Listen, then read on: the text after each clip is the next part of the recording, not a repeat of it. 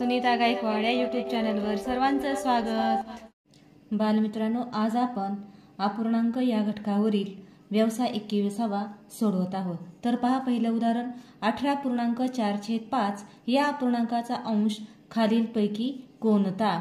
आता आपल्याला या ठिकाणी काय करायचं आहे, हा जो पूर्णांक अपूर्णांक दिलेला आहे 18.4/5 या अपूर्णांकाचा आपल्याला अंशाधिक अपूर्णांकामध्ये रूपांतर करून घ्यायचं आहे। मग ते करत असताना आपण लगेच करतो 18×5 = 90, 90 आणि 4 = 94। परंतु या ठिकाणी आपल्याला पर्यायामध्ये काय दिलेलं आहे, त्याच्या मांडणीचं रूप दिलेलं आहे, आपणही तशाच प्रकारे करून घ्यायचं आहे।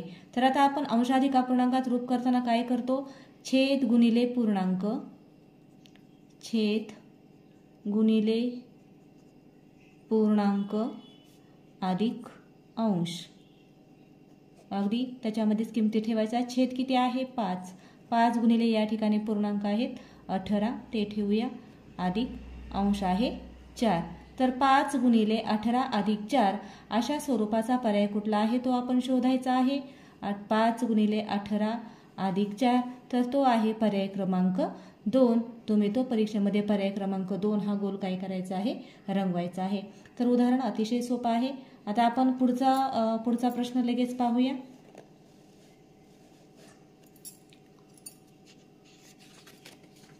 पहा, या ठिकाणी तुम्हाला काय दिलेलं आहे, खालीलपैकी 4.7/9 या अपूर्णांकाचा सममूल्य अपूर्णांक कोणता। आपल्याला याचा काय करायचा आहे, सममूल्य अपूर्णांक शोधायचा आहे। आता सममूल्य अपूर्णांक म्हणजे आता ह्याचा अगोदर काय करूया, अंशाधिक अपूर्णांकामध्ये रूपांतर करून घेऊया।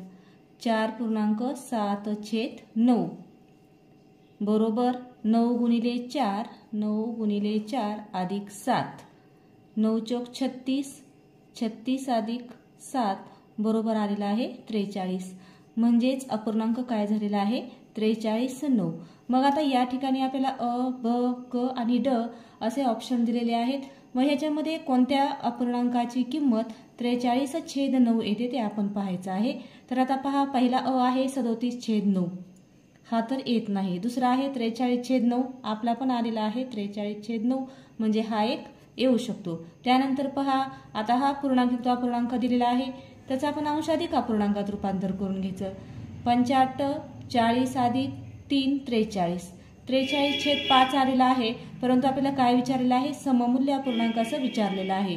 पण या ठिकाणी याचा छेद 5 आहे, त्यामुळे हा सममूल्य अपूर्णांक येणार नाही। उत्तरामध्ये हा पर्यायासाठी बरोबर दिलेला आहे, पण ते चुकीचं आहे।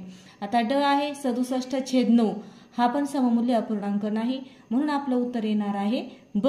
मग या ठिकाणी फक्त ब असा पर्याय किती आहे तो तुम्ही शोधायचा आहे।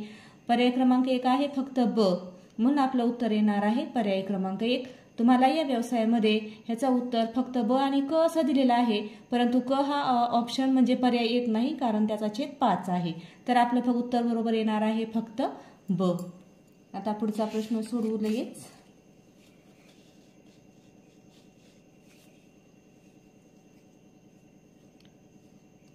पहा, आता या ठिकाणी तुम्हाला चौकोन असे दिलेले आहेत, असे 2 चौकोन दिलेले आहेत, म्हणजे प्रत्येक चौकोनामध्ये काय आहे, अंक आहे, आणि खाली छेदामध्ये एक चौकोन -4 असं दिलेलं आहे। हा काय आहे, अंशाधिक अपूर्णांक आहे।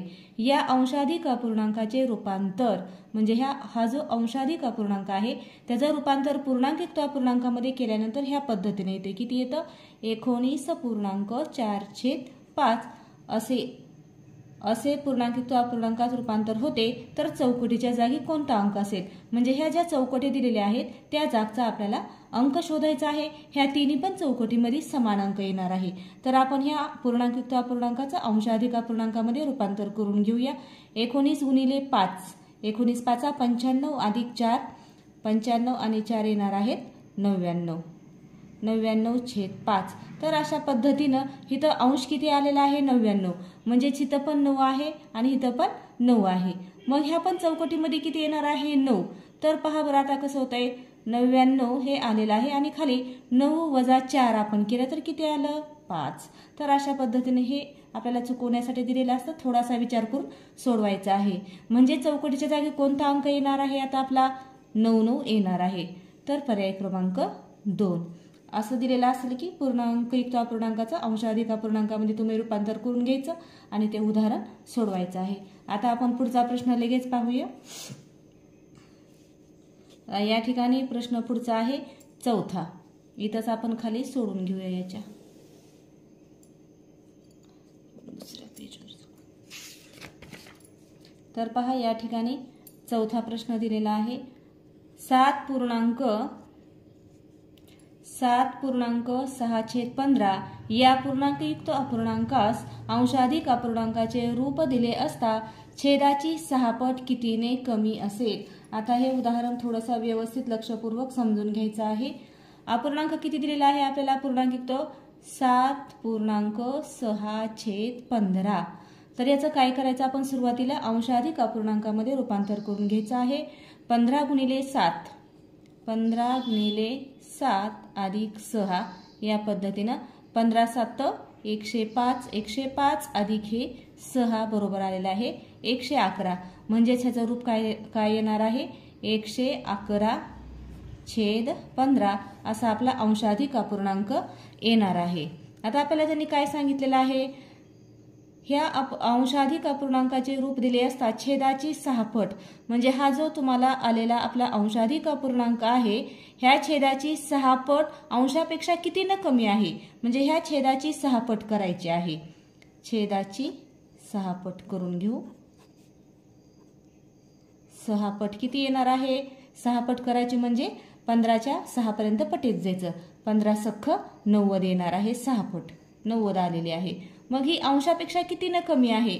जो अंश इथे या ठिकाणी दिलेला आहे त्याच्यापेक्षा ही किती न कमी आहे असं विचारलेलं आहे आपल्याला. अंशापेक्षा छेद कितीने कमी आहे असं आपल्याला विचारलेलं आहे. म्हणून काय करायचं आहे? 111 वजा 90 अशी तुम्ही वजाबाकी करून घ्यायची आहे. तर ती येणार आहे 21. तर अशा पद्धतीने याचं उत्तर किती आलेलं आहे? 21.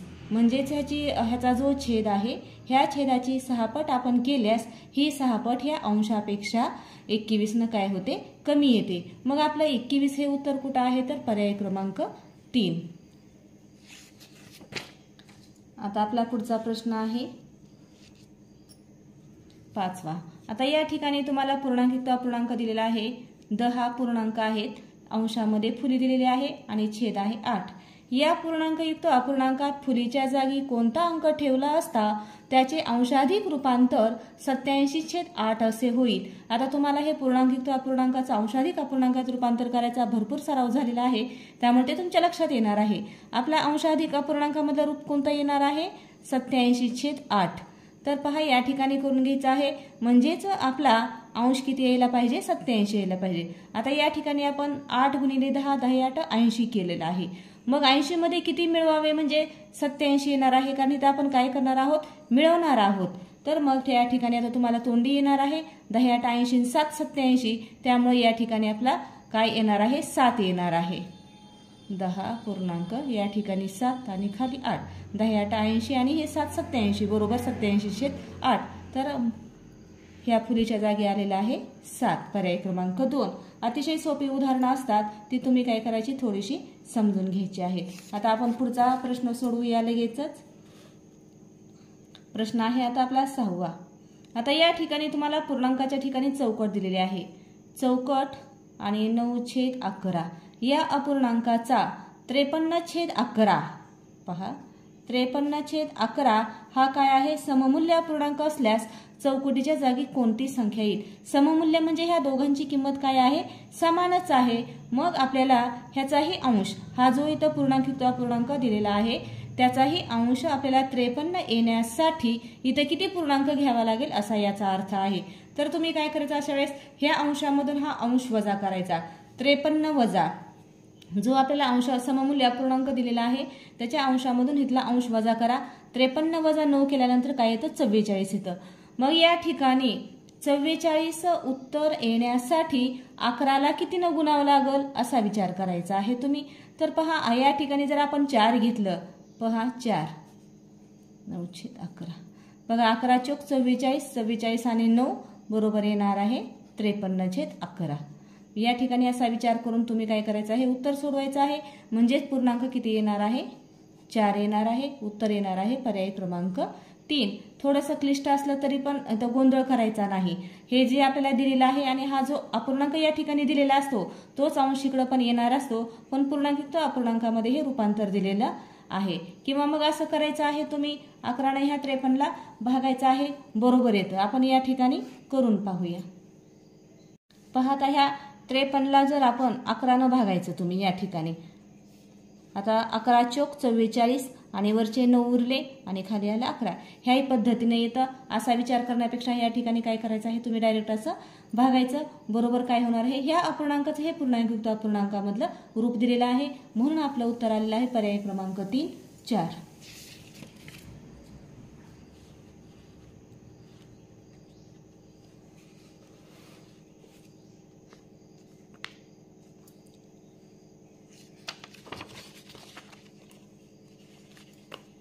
आता पहा हे दोन्ही पण प्रश्न थोडेसे व्यवस्थित.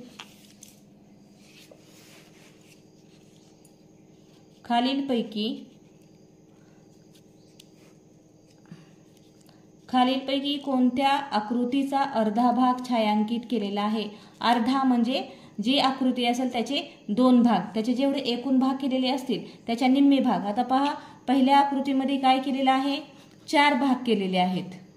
पहिल्या आकृतीमध्ये 4 भाग आहेत. 4 भागापैकी काय केलेलं आहे, एकच भाग रंगवलेला आहे. अर्धा भाग जर असायला हवा तर 2 भाग रंगवायला हवेत, त्यामुळे ही आकृती येणार नाही. आता ब मध्ये काय केलेलं आहे, या आकृतीचे 4 भाग केलेले आहेत परंतु 3 भाग रंगवलेले आहेत, 2च रंगवायला हवे होते, म्हणून हा पण आपला पर्याय येणार नाही. आता तिसऱ्या आकृतीमध्ये पहा याचे एकूण भाग किती केलेले आहेत, 1 2 3 4 5 6 7 8 8 भाग केलेले आहेत आणि ह्या 8 भागापैकी 4 भाग रंगवलेला आहे, म्हणजेच निम्मा रंगवलेला आहे. त्यामुळे आपला पर्याय क्रमांक हा येऊ शकतो. म्हणजे ह्याचे 8 भाग केले आणि 8 मधले निम्मे रंगवले, 1/2 भाग याचा रंगवलेला आहे. आता पहा हे आपण ड मध्ये त्रिकोण काढलेला आहे आणि बरोबर त्याचा निम्मा भाग रंगवले, 2 भाग केलेले आहेत आणि 1 भाग रंगवलेला आहे, म्हणजे निम्मा भाग रंगवलेला आहे, म्हणून हा पण आपला पर्याय येणार आहे. म्हणजे आपलं उत्तर काय येणार आहे, फक्त ड आणि क. मग कुठं आहे फक्त ड आणि क किंवा फक्त क आणि ड असं, तर पर्याय क्रमांक 1. तर अशा पद्धतीने हा प्रश्न काय करायचा आहे, तुम्ही सोडून घ्यायचा आहे. जरी आपल्याला असा रेखांकित भाग दिलेला असला तरी पण घाबरायचं नाही, व्यवस्थित सोडवायचं. आता आपण पुढचा प्रश्न पाहूया लगेचच. या ठिकाणी सोबतच्या आकृत्यांतील एकूण रेखांकित भाग किती आहे. आता इथं आपल्याला 3 आकृत्या दिलेल्या आहेत आणि तिन्हीमध्ये पण किती भाग आहेत तर पहा 1 2 3 4 5 6 7 8. सगळ्या आकृत्यांमध्ये असे 8-8 भाग आहेत. मग ह्या 3 आकृत्या आहेत, एकूण भाग किती झाले, 3 आकृत्यामधले 24 झालेले आहेत. मग ह्या 24 मधला किती भाग रंगवलेला आहे, ह्या तर पहिल्या आकृतीतले सगळेच भाग म्हणजे 8ला 8 पण रंगवलेले आहेत, दुसऱ्यामधले 3 रंगवलेले आहेत, तिसऱ्यामधले पण 3 आहेत. मग हे सगळे रंगवलेले भाग किती आहेत, आपण ते आता मोजायचे आहेत. 8 आणि 3 9 10 11 12 13 14. म्हणजे ह्या 24 भागापैकी 14 भाग काय केलेला आहे, रंगवलेला आहे. 24 भागापैकी 14 भाग रंगवलेला आहे. एकूण भाग किती झाले, 24 आणि त्यापैकी रंगवलेले आहेत 14, म्हणून उत्तर आलेला आहे पर्याय क्रमांक 3. आता आपण 9वा प्रश्न पाहूया. खालीलपैकी कोणता अपूर्णांक 64/7 या किमतीचा आहे. आता हे सगळे तुम्हाला पूर्णांकयुक्त अपूर्णांक दिलेले आहेत, त्यांचा अंश अधिक अपूर्णांकामध्ये रूपांतर करून घ्यायचं आहे आणि कोणत्या अपूर्णांकाची किंमत 64/7 येते ते पाहायचं आहे. आता पहिलं पहा 9 7 63 63 आणि 1 64 64/7 या ठिकाणी आलेला आहे. आता दुसरं पहा 6 7 42 42 आणि हे 8 किती झाले, 42 आणि 8 50 50/7. आता तिसरा पहा 12 5 60 आणि 4 64 64/5. आता चौथा 20 3 60 60 आणि 8 68/3. मग आता कुठले कुठले अपूर्णांक 64/7 आलेले आहेत, छेद सुद्धा किती पाहिजे, 7 पाहिजे. हे मात्र तुम्ही लक्षात ठेवायचं आहे, कारण या ठिकाणी 5 दिलेला आहे, 64 आलेला आहे, पण फक्त काय आलेला आहे, फक्त आता पहा आणखीन पहा यामध्ये सुद्धा आपण करून पाहिलेला आहे. हा सुद्धा काय झालेला आहे, 2.25 किमतीचा आलेला आहे, 2.1 1/4 फक्त आपला 2 पर्याय तो 2.25 किमतीचा आलेला नाही। आता पर्याय क्रमांक 4 सुद्धा आपण करून पाहायचा आहे 27/12 ह्याला सुद्धा अतिसंक्षिप्त रूप देऊन घ्या 3 9 27 3 चौक 12 9/4 आलेला आहे 4 दुने 8 1 आणि हे 4 म्हणजे पहा 3 अपूर्णांक जे आहेत हे सगळे काय आहेत 2.25 किमतीचे आहेत आणि आपल्याला काय विचारलेलं आहे 2.25 किमतीचा नाही तर असा आहे पर्याय क्रमांक 2 सगळे 2.25 किमतीचे आहेत। प्रश्न व्यवस्थित समजून घ्यायचा आहे आपण। आता पुढचा प्रश्न आपण व्यवस्थित सोडवून घेऊया। आता पहा या ठिकाणी काय विचारलेलं आहे 20 पेन्सिलींचा 3/4 भाग म्हणजे किती पेन्सिली। आता हे व्यवस्थित समजायचं आहे आपल्याला। 20 पेन्सिली आहेत एकूण या ठिकाणी ह्या 20 पेन्सिलींचा 3/4 भाग। आता सगळे मिळून एकूण पेन्सिली किती आहेत 20 आहेत एकूण पेन्सिली 20 आहेत आणि ह्या पेन्सिलीचे इथं जो छेद आपल्याला दिलेला आहे तेवढे काय केलेले आहेत भाग केलेले आहेत। आता ह्या 20चे 4 भाग केलेले आहेत मग 4 भाग केल्यानंतर एका भागामध्ये किती पेन्सिली येतील मग ते आपण काढून घ्यायचं 4 5 20 म्हणजे एक भाग बरोबर 5 पेन्सिली। एका भागामध्ये किती पेन्सिली येणार आहेत 5 पेन्सिली। मग आता आपल्याला काय केलेलं आहे 20 पेन्सिलींचा 3/4 भाग म्हणजे किती पेन्सिली मग ह्या 3 भागामध्ये किती पेन्सिली येतील एका भागामध्ये 5 पेन्सिली मग 3 भागातील पेन्सिली 3 भागातील पेन्सिली आता तुम्ही पटकन सांगता एका भागातल्या 5 5 त्रिक 15 अगदी तसंच आहे एका भागातील पेन्सिली 5 आपल्याला दिलेले भाग आहेत 3 म्हणून आपलं उत्तर आलेलं आहे 15। ह्या एक पद्धतीने तुम्हाला सोडवता येतं जो काही छेद दिलेला असेल तेवढ्यानं काय करायचं इथल्या ह्याला भागायचं 4 5 20 म्हणजे तो काय आहे एक भागाला इथं जो भागाकार येणार आहे तो काय झालेला आहे एक भाग बरोबर तेवढा भागाकार येणार आहे। ही एक पद्धत आहे आणि दुसरी एक पद्धत आहे हे उदाहरण सोडवण्याची 20 पेन्सिली दिलेली आहेत 20 पेन्सिलीचा असा शब्द आला की या ठिकाणी गुणाकाराचं चिन्ह घालायचं आणि 3/4 ह्या पद्धतीने करायचं 4 1 4 4 5 20 बरोबर ह्या अंशांशाचा गुणाकार करायचा 5 त्रिक 15 कारण प्रत्येक संख्येच्या छेदस्थानी एक हा छेद असतोच म्हणून आपलं उत्तर आलेलं आहे 15 पेन्सिली। ह्याही पद्धतीने अगदी सोपं जातं पण ही जर कन्सेप्ट तुम्हाला मुळापासून व्यवस्थित समजली तर ही पद्धत पण तुम्हाला सोपी जाणार आहे। लक्षात आलेलं आहे तुमच्या अशा स्वरूपाची परीक्षेमध्ये उदाहरणं येत असतात। आता आपण पुढेही असंच उदाहरण दिलेलं आहे ते सुद्धा या ठिकाणी समजून घेऊ 40 खडूंचा 3/8 भाग खडू म्हणजे किती खडू। आता या ठिकाणी सुद्धा आपण एका भागामधले खडू काढून घ्यायचे 40 खडूंचा 3/8 भाग। आता एका भागामध्ये किती पेन्सिली आहेत 40 खडूंचे काय केलेले आहेत 8 भाग केलेले आहेत मग 8 5 40 एक भाग बरोबर 5 खडू। मग आपल्याला 3 भागामधले खडू किती येणार आहेत 3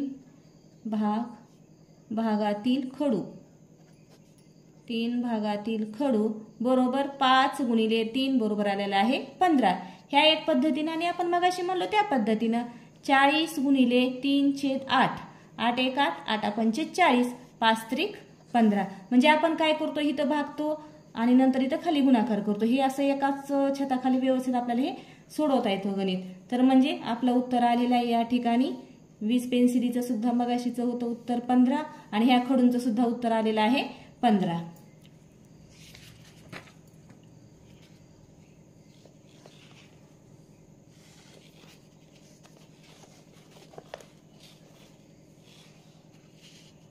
आता पहा यामध्ये सुद्धा असंच उदाहरण आहे पुढचंही सरस्वती विद्यालयातील 200 विद्यार्थ्यांपैकी 3/8 भाग विद्यार्थी सहलीला गेले तर किती विद्यार्थी सहलीला गेले। आता ह्याचे सुद्धा काय करायचे 8 भाग केलेले आहेत 200 विद्यार्थ्याचे। आता तुम्हाला येतं त्याच्यामुळे तुम्ही काय करायचं 200 गुणिले 3/8 या पद्धतीने करून घ्या किंवा हा भागाकार जर तुम्हाला येत नसेल तर मग त्याऐवजी काय करा 200 ला 8 न भागून एका भागातील संख्या काढून घ्या 200 या ठिकाणी 8 8 दुने 16 4 राहिले 0 8 5 40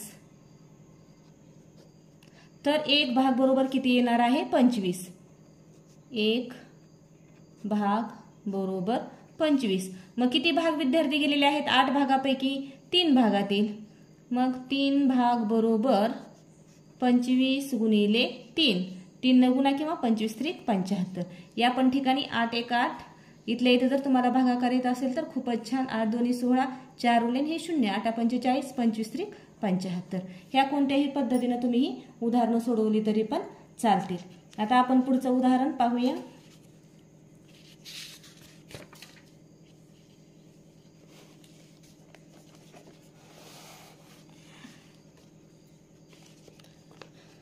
पहा 90 चौरस मीटर भिंतीपैकी 2/5 भाग भिंत रंग द्यायची बाकी आहे. आता हे गणित व्यवस्थित समजून घ्यायचं आहे. तर किती चौरस मीटर भिंतीला रंग दिलेला आहे. त्यांनी काय केलेलं आहे आपल्याला बाकी भाग दिलेला आहे आणि रंग दिलेला भाग विचारलेला आहे. तर या ठिकाणी त्या भिंतीची लांबी किती आहे 90 चौरस मीटर आहे. ह्या 90 चौरस मीटरचे त्यांनी 5 भाग केलेले आहेत. मग आपण 1 भाग बरोबर काढून घेऊया.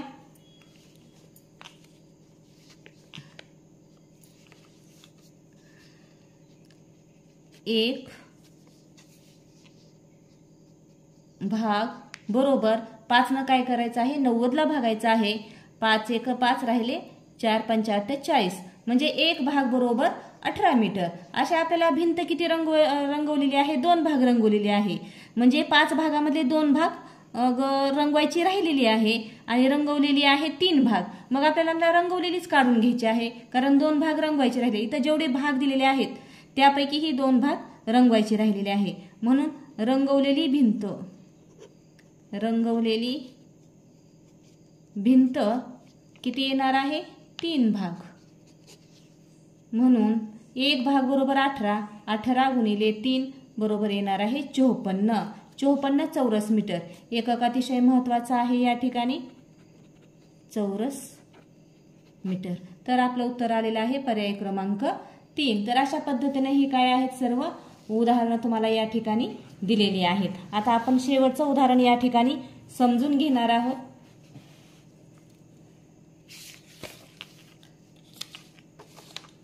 पाहता बागेतील 60 झाडांपैकी 4/15 भाग झाडे आंब्याची व 6/15 भाग झाडे पेरूची आणि बाकीची झाडे चिकूची आहेत. तर बागेतील एकूण चिकूची झाडे किती. आता या ठिकाणी जे 60 झाडं आहेत त्यांचे 15 भाग केलेले आहेत. आता मग 1 भाग बरोबर किती येणार आहे 15 चौक 60. लक्षात ठेवायचं 1 भाग बरोबर 4. आता या ठिकाणी आता आंब्याची झाडे किती आहेत. आंब्याची झाडे आपली येणार आहे 4 चौक 16 आणि पेरूची झाडे 4 सख 24. पेरू बरोबर 24 येणार आहे आणि बाकी सगळी चिकूची झाडं आहेत. मग आता इथे एकूण किती भाग केलेले आहेत 15 भाग केलेले आहेत आणि 15 मधला 16 आणि हे 24. 16 आणि 24 ही दोन्ही पण झाडं आपण एकूण मोजायची. 6 आणि 4 झाला 0 हातचा आला 1.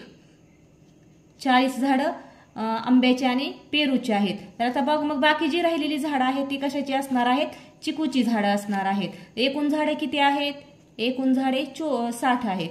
एकूण